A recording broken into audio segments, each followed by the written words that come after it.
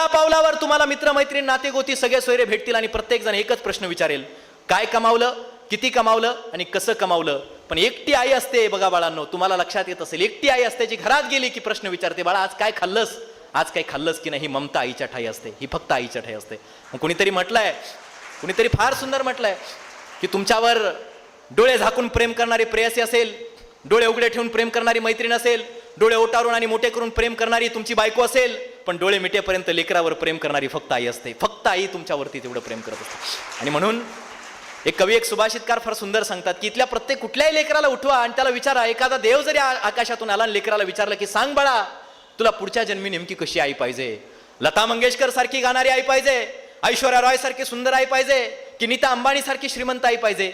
ते पोरगा सांगेल, नको मला कुणी लता मंगेशकर किंवा नको कुणी अंबानी, भले माझी आई पाजत असेल पिठात ओतून पाणी, भले माझी आई पाजत असेल